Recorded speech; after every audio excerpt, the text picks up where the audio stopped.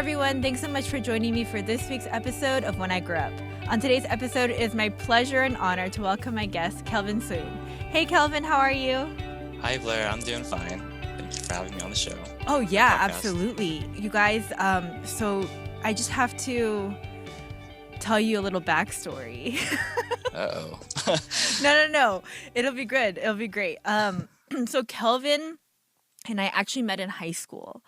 It has been so many years. I'm not going to say how many, but a lot of years. And we reconnected recently, so randomly at my friend's wedding, because he was working. And I'm not going to tell you what he does yet, though. But oh my gosh, so Oppa, it's going to like make you laugh, I think. I hope. But so there was a bunch of other people that went to high school with us that were at this wedding. And everyone was like, oh my gosh, did you see Kelvin? And I'm like, yeah, like, isn't it great that he's here? It's like so cool and so random. And then one person was like, man, he's just as cool as he was in high school. What the? And then I'm like, yeah. And then this person was talking to David and was like, no, you don't understand. Like, everyone wanted to be Kelvin. And my husband looked at me and was like, is that true? And I'm like, yes. Like, everyone wanted to be. No way. Especially all the Korean people. So as you guys know, I'm going to let Kelvin talk in a second. Sorry, I'm like ranting, but I'm just so excited to have you on, to be honest. Oh yeah, no, I'm pretty excited. I was really excited when I saw you guys. I honestly didn't even recognize Jonathan because he looks so different. Yeah, he looks so different. So he's like, oh, remember me, Young? But then I was like looking at him and I was like, kind of look familiar. But then, I mean, it was really good to reconnect with everybody and like see that everybody's, you know, like has families and just happy or just, it was really cool. No, for real though, Jonathan looks so much different than he did in high school. I keep telling him that too. So. Yeah. It's crazy, but it's good to see that everybody's doing good. But yeah, so I feel like this interview could be a little bit different for me because I've never had anyone on that I knew in high school. And as you know, and I tell my audience all the time, I grew up a little bit differently. I feel like I come from a household where we speak only English usually, and not only that, I grew up in a affluent white neighborhood, which is the same area you grew up in. So things were a little bit different. You and I were part of just a small group of Asian Americans, and we all stuck together and hung out together at the library. Yeah. But Kelvin is here to tell me about his journey a little bit. But yeah, I will shut up now. And Kelvin, what is it that you do? So I actually have, so I didn't know if I was supposed to dive into my other, because a lot of people in my industry and a lot of my friends right now, they actually don't know that I actually have a corporate job as well. But so I guess I'll explain both. I have two full-time jobs. One is I'm a data business analyst for a logistics company. My job, I'm basically do cross-functional projects with commercial and product teams. So basically, I'm technically part of sales, but I just do more as like the data analytical work. That job's remote, so I've been working at home for that. And it's very project-based, so I'm always on my own timeline. My other full-time job, so I'm a full-time DJ. I DJ at clubs, or I started out at clubs, raves, bars, lounges, and then I've kind of moved into like the corporate events, weddings, conventions, private events, you name it. Basically, yeah, just open format DJ as my other full-time job. Okay, you say that like so nonchalantly, but it's fine. Well, I'd love to talk about your corporate stuff, like the corporate job too. But I originally, I think I asked you on because I am really interested in the DJ journey for you. Right. You guys, like, he's actually a really good DJ. I don't I don't know much, but from what I experienced in one event, both my husband and I walked away with like, oh, he was like so good. And I think part of it for me was just watching you do it, to be honest. I feel like you really enjoy DJing. Do you? Yeah, no, actually, I enjoy it a lot. I mean, I don't know how specific I should get into it, but um, Get specific. yeah, it's definitely something I enjoy doing just because not just because it's like a freelance job. I mean, music is such a big field. There's so many different types of music. There's so many different types of arts and crafts that come with music. It's, you know, a universal language for, you know, it doesn't matter what race, ethnicity you are, like music, you know, Mm. is just a universal language. And when it comes to DJing and mixing, I just feel like, you know, you can blend all these different, you know, different types of music together and make it sound, you know, you know, like, I don't know, just make it sound really unique and cool. And I just like, I guess it's just like doing that, and it's just become something that I've grown a big or found a big passion for. So I mean, it's Yeah. basically limitless with music. I feel like Ooh, limitless. I don't know if that's the right word, but yeah. No, it is. I think it is. I like don't really listen to that much music, to be honest. But I know that it does speak to people in different ways, and I think now that I'm a mom too, I think of music a little bit differently for my own kids. But all that to say, yeah, I mean, I have a lot of questions about DJing because it's such a area where I know I'm so ignorant. I know nothing about, but I would imagine people there are many people today that young people today that have interest in doing it. Mhm. My okay, so okay, okay, if you don't want to answer this, it's fine. Oh But no, it's fine. No, you know. but does your corporate job like allow you to DJ, or is it like go hand in hand, or it's your choice? Can Uh, you be a full-time DJ without doing the corporate job and survive? so that's a tough question. A lot of people, yeah, basically only like a few people in my department know that I actually DJ. A lot of times, even though it is a project-based job and I work remote, um, especially recently, a lot of things have started overlapping, and Mm. I've kind of started getting slacking off at my corporate job. Um, but it is something. I don't know what the last question was. If I could do DJing without my corporate job, definitely I could. It's just at this point, it's kind of like why not if I have my own time to do it. But definitely, it's definitely hard to keep up with both because I can't really put 100% into either. So Mm. I'm at a point where I'm actually going to go all in with the music thing, not DJing per se, but just more of like, you know, production or like event planning and stuff like that. So Ooh, something in the music field, yeah. okay, that's exciting. But technically like you could survive off of the money you make as a just a DJ right now. Yeah, I don't want to get into specifics, but I make more than I do my corporate job from DJing. So Oh, you do? mhm. Sorry, I don't mean to act so shocked, but Yeah, a lot of people say like, you know, they think of like anything that has to do in the entertainment business, especially for local.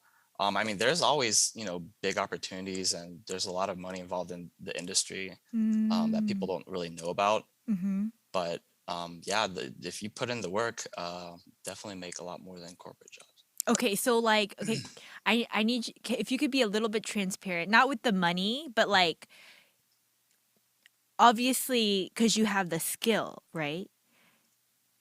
Yeah, so that's another thing. I mean, if you want to compare it, kind of like, because I was thinking, like, if you compare it with like a corporate job, you know, to get into a big company, you have to, you know, graduate high school, and then go to college, maybe even get a master's, and that's basically you're investing your time and your money into something so that you can get a nice job.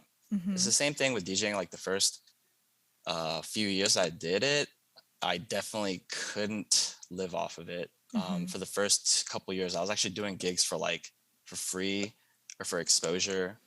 Um, spending my own money and time to go out, meet people, network. So, I mean, I guess it's kind of similar to going to school, I guess, in a way. It's just harder because you don't have like the guideline for school. They tell you, you need to study this, or you need to be on class at this time, or you need to do a project, by this time. But then with freelancing, it's more like you kind of learn as you experience things. So, Mm. um, yeah. Okay, so then what does a okay, minus the corporate day job, what does the like a typical day for you to like set up for a DJing job look like? So with the whole DJing gig, um, I don't have right now, like I don't have I'm not a touring DJ or like a commercial DJ, so I don't have a manager or like an agent.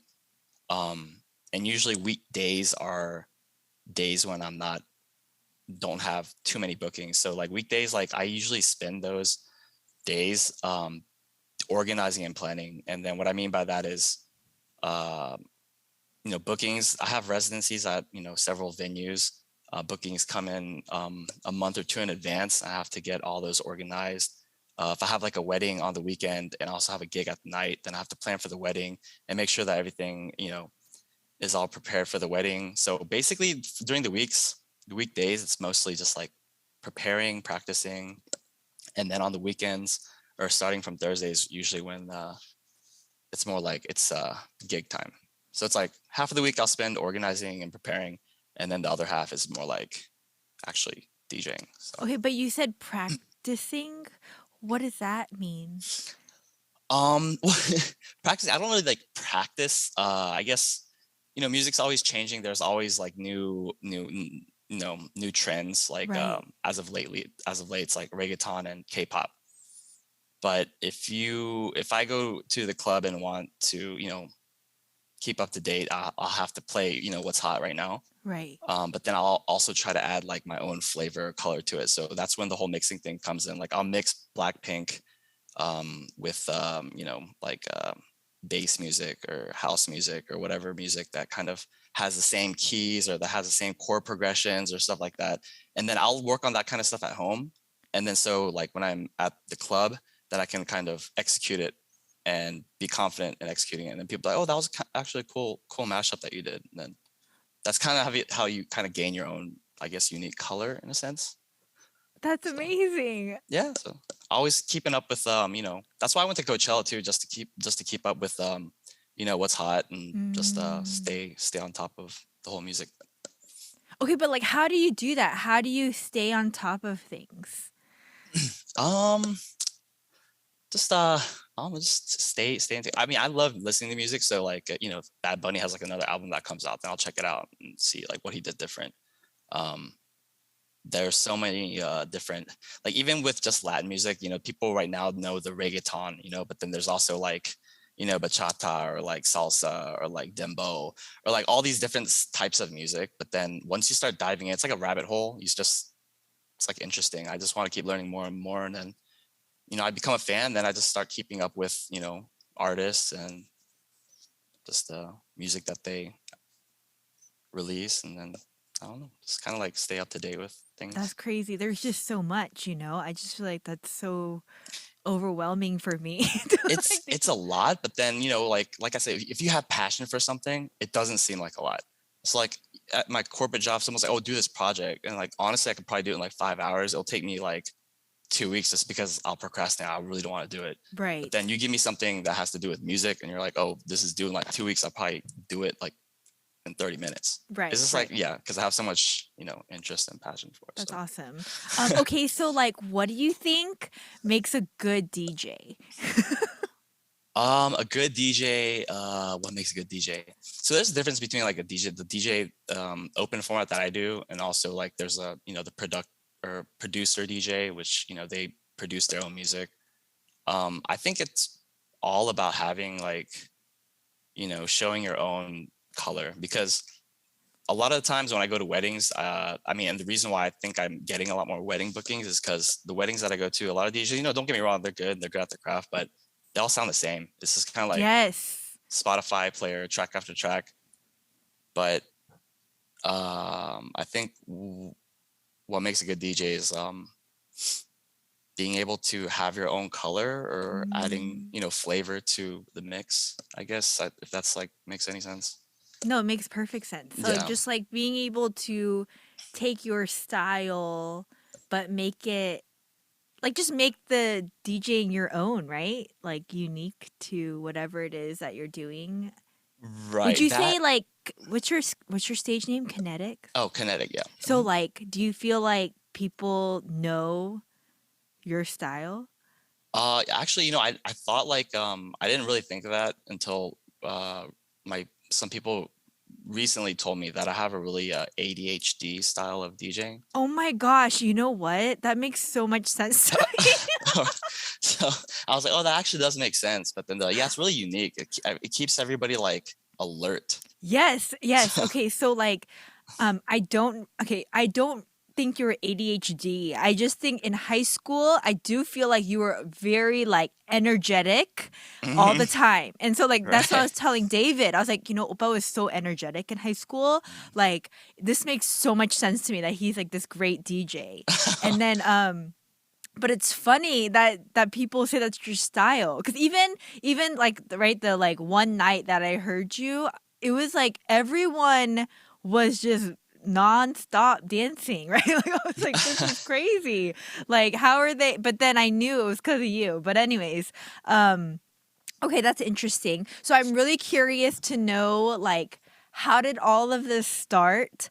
Um, Cause like when I was in high school and you graduated, like for me, like yes, you were energetic, yes, you were the cool guy, but also you were very smart and you were in all the AP classes. I knew I was like, oh yeah, for sure, like Oppa's gonna go to tech and he's gonna do great. And you did go to tech, right? You get into Georgia Tech? Yeah, I did. Sorry, I forgot what the question was. You were guessing Sorry, it. it was me. The Uh, question was, how did you get like why did you start DJing? How did you even get into that? um, so so yeah, I was always into music. I don't know if remember I was in like a garage band in No, high I school. totally remember. Yeah. But then yeah, so I was in a garage band in high school, and then once I got to college, um I don't know, I guess I started partying too much. Um Started partying too much and I moved to Korea, and then over at Korea I tried to do music over there. And then actually when I moved back to the States, that's when the whole like electronic music thing was kind of blowing up. And then I went to my first Mm. festival and I saw the DJs that were performing. I saw what they were doing. I was like, hey, that's really cool. They just mixed like two different genres of music together and it sounded Mm. amazing. I was like, I want to do that. And then just came home, bought a controller, and then music's always kind of come easy to me. Yeah. I learned a lot of You were a instruments. drummer too, right? Yes, I played violin, drums, bass, guitar, and then I learned piano by ear. Um, but Crazy. yeah, so the whole mixing thing came kind of easy to me, and that's how I guess it all kind of started. And then it was just kind of like a hobby at first, and then I don't know, like 9 years later, here I am. So Boom, boom, boom. right, right. So like, okay, but you got started at home and you bought yourself a controller. But from there, like in teaching yourself, I know it came naturally to you, but what did you like look stuff up or you Googled it or you had a friend or what? um, yeah, there was a lot of YouTubing, especially when it comes to like the programs that you have to use. Like the mixing aspect is not like, it just takes practice, but then like all the technical stuff, I did a lot of YouTube experience, going out to gigs, watching other people how they do it. And then when I did shows as for exposure, like I messed up a lot, but then thankfully like the first couple of gigs that I was doing, like nobody came because I'm DJing for free and it's not, they're just trying to have like music in the background. So I'd be just DJing for like, bartenders or staff.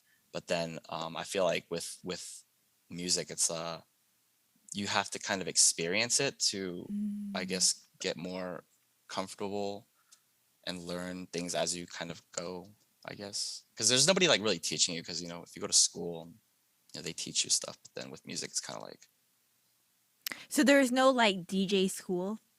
I think there is, but yeah, I didn't really look into because I No, but wasn't I really. mean, I guess like why would you go if you already know what you're doing? But also like I would imagine in comparison to like, having a corporate job, like me and David talk about this all the time. Like if we cuz I didn't retain anything from college. Mm-mm. And so like and he says the same thing. Like and he's a structural engineer, but he's like if I had just worked and then gone back to school, like then maybe I would have retained information because I knew what I needed to know. You know what I mean? And so I feel like, what you're saying is like it's experience that you gain and then, you don't know what you don't know. So yeah, I get what you're saying. You know Um what's really crazy that you said is so I mean I know we're supposed to talk about the whole DJ thing, but even with the school, you know how I took time off. uh-huh, uh-huh. I said I dropped out, went to Korea, and then when I came back, like that's exactly how I felt because like I Mm, was working and then I was like, okay, like this is the stuff that like I need to know in order to get this job. And so actually when actually went back to school, yeah. like it took me so many tries when I first went to college and I just kept failing. But then after I had the experience and then went back to school, I finished like, in a year. So it's like it's funny that you just said that because it makes Yeah. makes a lot of sense. Experience does make a lot of and knowledge make a lot of difference. Right. So, It makes so much sense to me yeah. too. I'm like, again, I think about my own kids and parts of me, there's old school Blair that's like, no, they're going to college, like no doubts about it. But David's like, why? Like why like like these days it's like, I mean, if they find what they love, Right. No, no. why do they need to go? And I'm like, okay, let's just cross that bridge when we get there.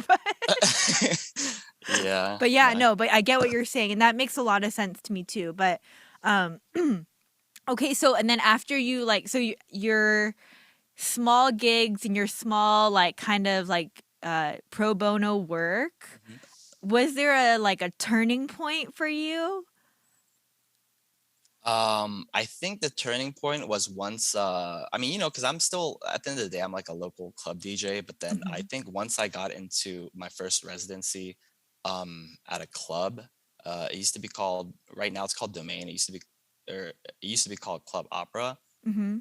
So once I got my foot in there, I guess I was just more just exposed to a lot more eyes. So I started getting more gigs in the city, other clubs. Eventually, I got bookings to.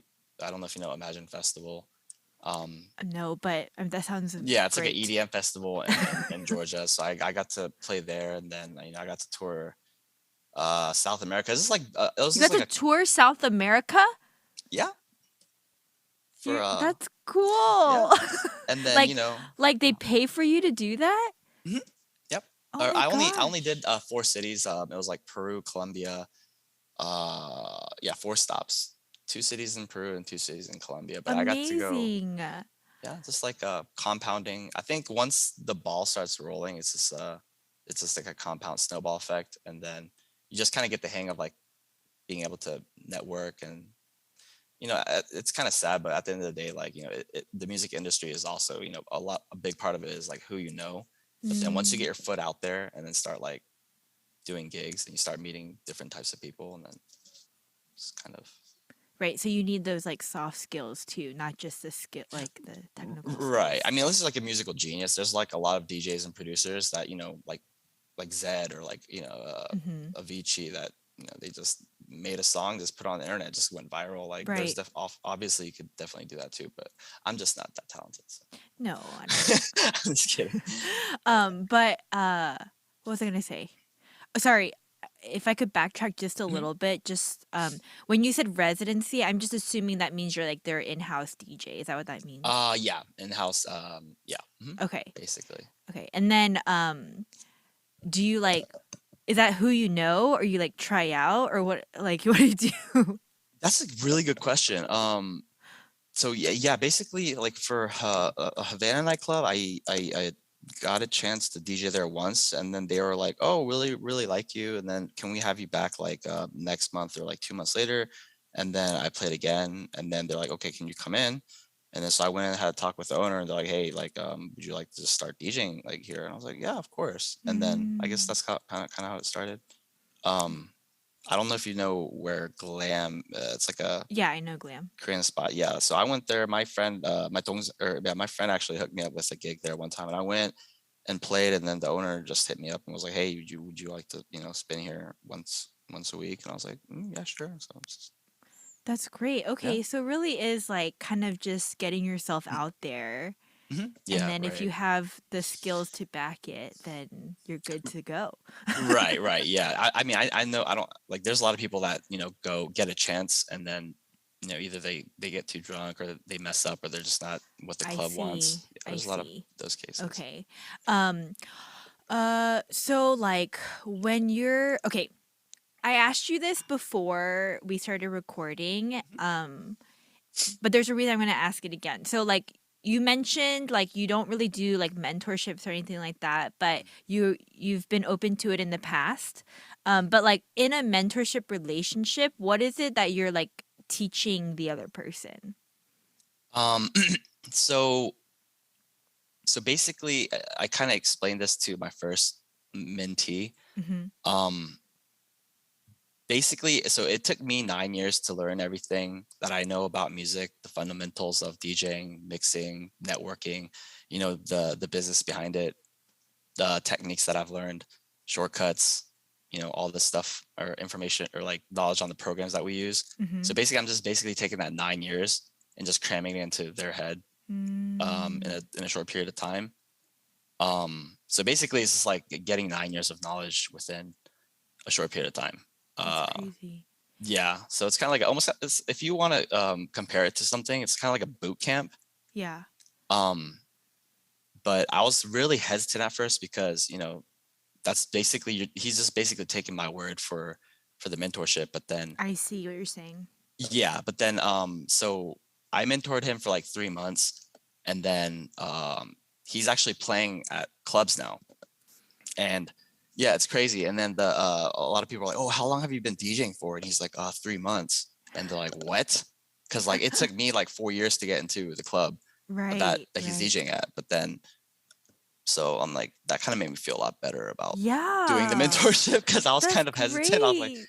what if he like, if I fail him or something? No, So you totally know what you're doing. That's yeah. amazing. Like, okay, so like, what is one of the I don't know, um, I don't know how to ask this. Like,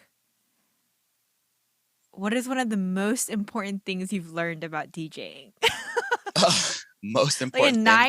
in 9 years, like I guess there's different parts, right? Like the technical aspect, the social aspect, but Yeah. The most important thing about DJing, I think, I mean, this sounds kind of cheesy, but I think everything just stems from your love and passion for it. Because like I said, I love music, and so DJing, everything that has to do with DJing is basically all everything that has to do with music.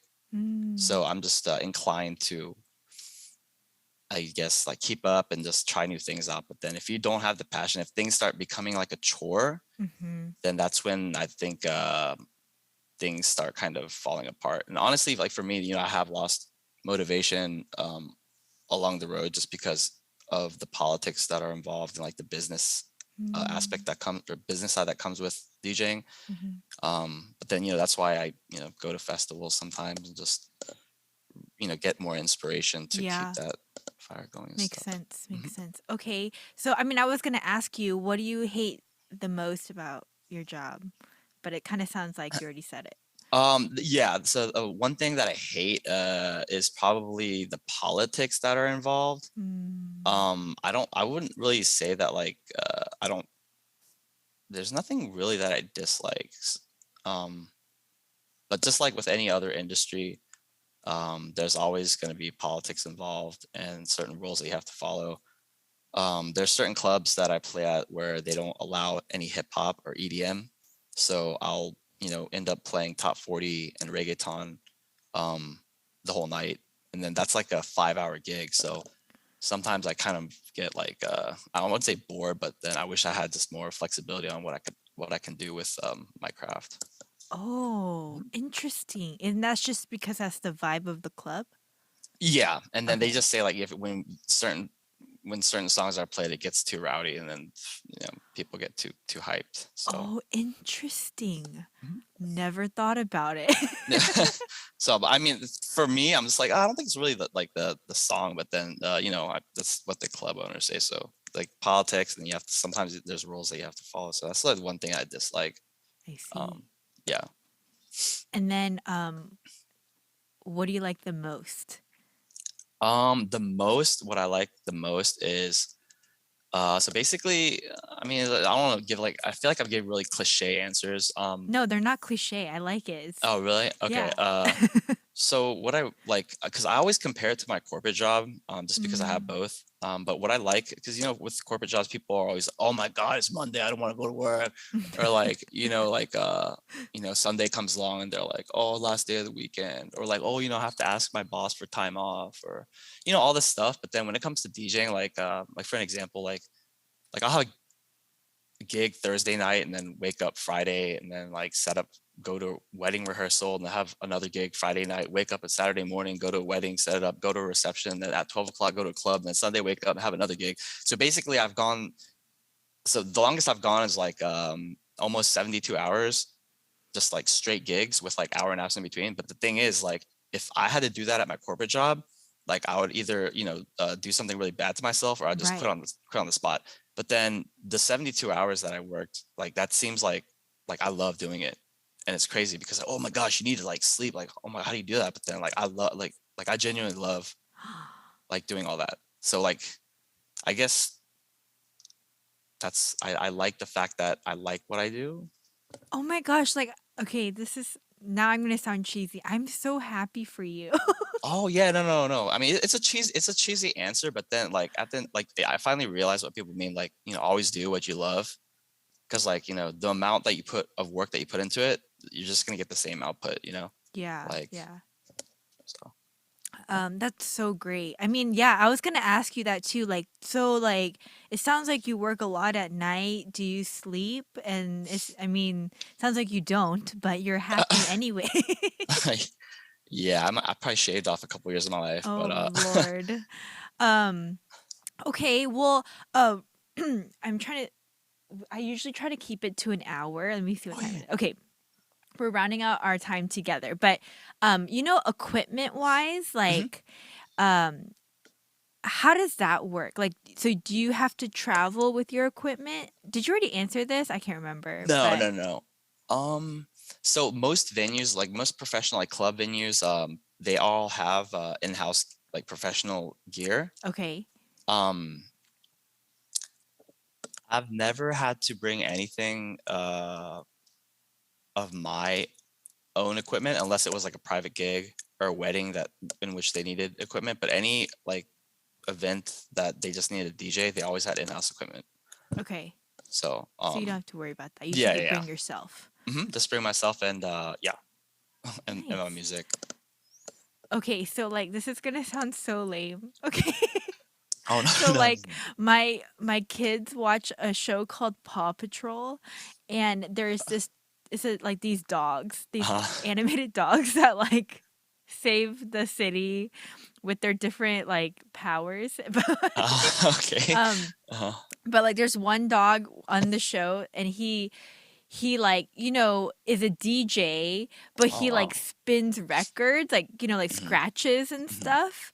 And then so my kids saw this, right? And I didn't know, they told me later, but then we went, not Minji and Tim's wedding, but a different wedding like 2 weekends later. They kept asking me, is there going to be a DJ here at the What wedding? the? And I'm like, That's how do you crazy. know what a DJ DJ is? is. Like, what do you mean? And so they're like, yeah, like in Paw Patrol, like Rubble's a DJ. And I'm like, That's funny. oh, okay, cool. Like, are they gonna bring like their CDs and like not Uh, CDs, but they said discs or something? And I yeah. was like, I don't think they do that anymore. So like, you don't scratch and stuff, right? Oh no, no, yeah, no, there's you definitely can. It's just everything's like on the so those are is like turntables, and you have vinyl discs, like the old school vinyl discs that you put on top of Oh the my, is this turntables. dating me? I'm so No, no, no, no, no. Honestly, like there's a lot of DJs that still do that because that's the OG, like the original way of DJing is like to actually have like the discs on the turntables and then manually scratch. Nowadays, like they have like controllers, which basically is the same thing, except the jog wheels or the turntables are all analog. So it's like a wheel, but then it's not actual plate.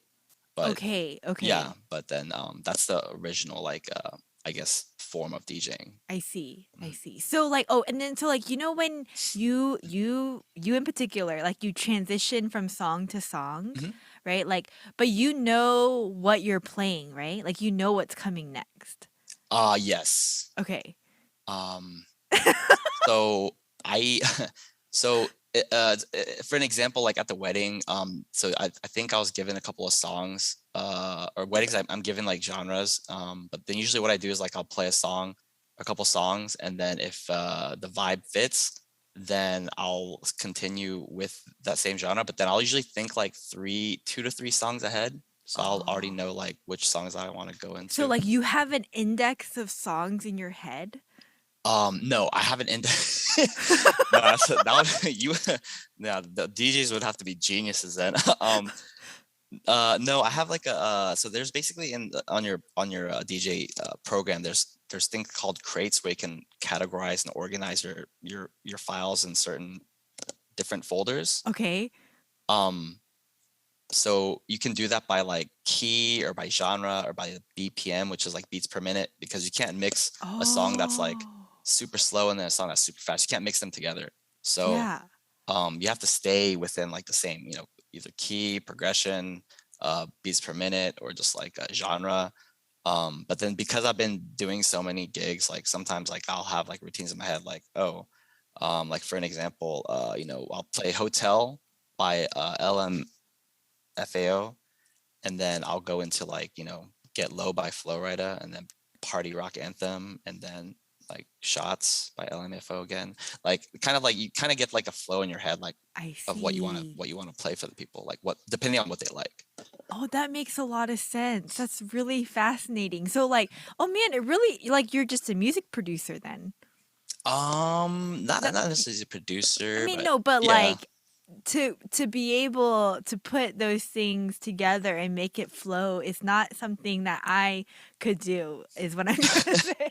Yeah, I mean a lot of people think like because like whenever they're like a lot of people are like, yeah, he's just a DJ, just go up there and play. But then honestly, like I read something on or I saw something on Instagram that made a lot of sense.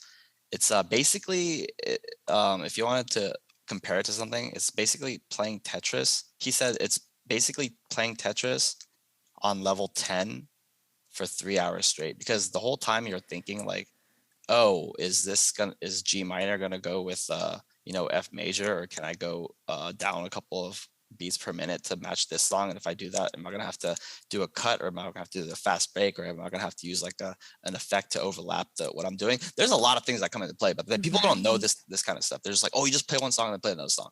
But it's not really. It's really technical. There's a lot of things that go into DJing. No, I believe it. That's amazing. That's amazing. I Yeah. feel like you have to honestly, you have to be really smart to do that. No, I don't think it's that smart. I mean, like people.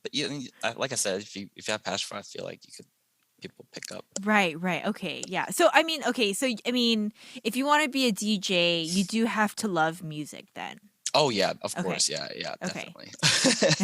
Just making Yeah. sure. Um, what I tell people is like, because there's a lot of people that love music and they're really good at music, but then they're like super shy about it. There's like Mm. I have a 동생. She's really good at singing. She like knows all of her music, but she's so shy and like she doesn't want to. She's like very introverted. But then like I feel like DJing is like another form of expressing yourself as an artist, because I mean you're not really going up there and like performing for people where you have to like, I guess, like sing to them or anything. You're Yeah. just basically kind of technically you're just playing music for them. So at the end of the day, people are right. Yeah, you are playing music for them, but it's like another way to express No, yeah, yeah. I get yourself. it. So I get it. yeah. Are there a lot of Asian American like Um, DJs? lately I feel like there's a DJ boom. Everybody wants to become a DJ. But in Atlanta and the scene right now, before the whole DJ boom happened, um, I think there's like Korean Americans, like just maybe like two that are in the Okay. city, and like four overall that are just in Atlanta or in the scene in Atlanta I overall. see. Okay. Not that many. Are there a lot of females in the DJ industry? No, so that's another thing. The one I actually have a mentee in my next the one that's starting May. She's a female, and I thought that was really cool because there's not a lot of females, Mm, especially in the local scene. There's not many female DJs, but why do you think that is? Is it, do you think like yeah, why do you have a inkling? I've never really thought about it. Uh-huh. And I don't want to say anything that made me like, Right, right. Yeah, yeah, yeah, yeah. You but shouldn't. Don't say it. Don't say it. But yeah, but I mean, I don't know, but I mean, I know there's like a lot of a talented, I mean, they're like the Tongsan I was telling you about, she's super talented. yeah, And I was like, dude, you should like, if you're too shy, just why don't you just like mix sometime? And she'd yeah. always joke around about it, but then I don't know, maybe they're just like they don't like being in front of large crowds of Oh, people or maybe. something But like then that. it kind of feels like too like the high energy that's needed, Yeah. right? And then like the stamina that comes with it. Like you have to it's like you have to do a long endurance kind of thing, right? Yeah, so I'm glad that actually glad that you brought that up because yeah, I know some people that are really good at mixing and they're like, sometimes when I watch them like, oh my gosh, like how's he doing that? But then they'll literally just get up there and they'll just look at the control like this, and just be like this the whole time. So, Mm, people get, that are there, they feed off of the energy that the DJ gives out. right, So right. if you're not showing any showmanship, you're just like sitting up there like a zombie, then eventually people are, going to get bored. So maybe that is something that like, I guess I don't want to say this again, but like, guys are more No, no, hyper. no, but I mean like as a woman myself, like I would imagine it would be difficult to be able to like give off this energy like for 5 hours on top of like Yeah. yeah, it's and then you're thinking about other things. Yeah, But yeah. yeah, man, that's so crazy. And then like I mean I'm okay. I don't know whether to feel no, it's I don't feel embarrassed, but yeah, so I've never actually I think I've been to a club once, but um I so is the DJ kind of like center stage? So the clubs that I play at, it's really weird because I think back in the day it wasn't, and I don't know when it started Right. I feel like it happening. wasn't. It wasn't. Everybody was just in their own groups at their own tables, and the DJ was kind of just like in the background somewhere playing music. But Yeah. then now every club that I play, yeah, the DJ is always like in the center, and then everybody's always facing the DJ for some reason. Right, right. But I don't know when that started happening. But then, yeah, I did realize that too. That a lot of clubs are set up that way, and then even if it's like not an EDM club and it's just like an Uh-huh. open format where you just go and dance with people, Uh-huh. somehow people always end up facing the DJ, and like I don't know, it's weird. That's that, So, yeah. what's your favorite like not I don't want to say venue cuz I don't want to, like put you on the spot, but like type of DJing, like Um, I just like I said, there's some venues that have like restrictions, but then people would all think like, I like playing at like the biggest clubs with the best production and stuff like that. But honestly, like I have the most fun DJing at like glam oh. just because the vibe, I play a lot of like K-pop, I play EDM, I play hip hop, regular, I like everything. Um and the people that come there, they're always a vibe. There's a young group of people, but then Mm, the energy there is always unmatched. Like they just like they feed off the energy from the DJ or the music, but then the DJ also feeds off of the people's energy. So it's basically sure. like just one upping each other the whole time, and it just becomes a crazy party. Yeah. So I like the vibes there are always good, and I just feel more like I guess kind of like at home, I guess, because it is a Korean like bar lounge at the end of the day. Yeah. So I'm like Yeah. feel more connected, I guess. Nice. Mhm. Okay, so I always ask my guests at the end of our time together if you have any advice for somebody that's listening is like, "Ooh, I definitely want to DJ one day." Do you have any advice for them or just like any life advice at all? Um, yes. I mean, I don't really think I should say I have the audacity to give anybody advice just because, I'm not like better than anybody else. But from my experience, with the whole DJing, thing that I'm doing. So I'm gonna drink water really quick. Yeah, no, you're good. I think if you have, not even if you have passion for something, if you want to try something out to see if you have passion for it, to see if you like it or not, I think you should always take that chance. Mm, Um, because one, if you don't, then you might regret it or think, what if? And then two, if you come back to it later on when you're older, then you might have other excuses like, oh man, I should have started this when I was earlier because now I'll have to worry about like, my financial responsibilities and this or that. mm, So, when you're young, I feel like you should just try everything out. And, if you do end up liking something or having a passion for something or realizing that you have a lot of interest and passion for something, then you should definitely stick it out, whether it be a hobby or like something that you want to do as a career. Because, at the end of the day, like our lives are really short. And I think you probably feel that as you get older, time gets, moves a lot faster. And like a lot of things that go through my head is like, I wish I tried this when I was younger, but then I didn't just because I was like either too lazy or I was like, oh, I'll just get to it later. But mm. yeah, always try everything that you want to do. And if you like something, then stick to it because if it becomes your career, then, you don't want to be one of those people that say like, I hate my job. Yeah, yeah, So for sure, for sure. Yeah, no, I appreciate you saying that because I think a lot of people come on actually the podcast and say similar things mhm, because I think I don't know if it's particular to our culture, but I do think there is like a lack of permission to like try and experience new things. We definitely. just stick to what we know because that's worked for us in the past. Mhm, And we want stability and we don't want to mess up. But even myself, I tell myself all the time, as a perfectionist, like I need to let go, even when it comes to raising our own children. Like, mhm, I see tendencies of my own children that they get from me that I'm mhm. like, hey, like it's okay, like, we don't have to do it Right. like that. We can make mistakes and it's Right. fine, but it's hard. It's hard. But so, anyways, I appreciate you saying that. And I hope you don't mind me kind of reiterating the fact that you found DJing much later in life. Like it Mhm. wasn't right after high school, Right. even in college, but it was later. And the fact that you were able to find it and just hone in and go all in, man, I have so much respect, truly. Like so amazing. Thank you. I'm actually surprised myself. But people always ask me, like, dude, you're like the oldest, almost the oldest like DJ that I know, but you're still doing it. So like much respect. So Yeah. anything is possible, You're the guys. oldest DJ?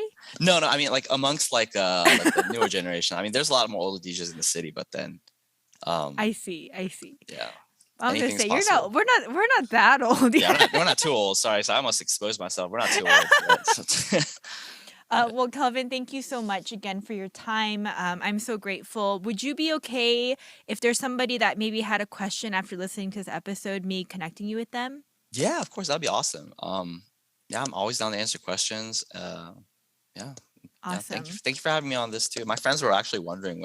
They're like, "Oh, when's the podcast gonna be up?" So, Yeah, and then my friends that I because I reposted your thing were like, "You're having Kelvin Kinetic on." I'm like, oh "You guys, man, do you know him? Because he's really cool, right?" he's really I was like, "Well, right. I went to high school." Oh no, stop it. She's just gassing me up now. No, I'm not. I'm not. I promise. I promise. But again, thanks for coming on. I really appreciate it. Guys, if you have any questions for Kelvin, you heard him. He's open to chat with you. So you can DM me on social media or you can email me at podcastwigu@gmail.com. I'd be happy to get you guys connected. Until next time, guys. Thanks. Thanks again, Kelvin. Peace. Thank you.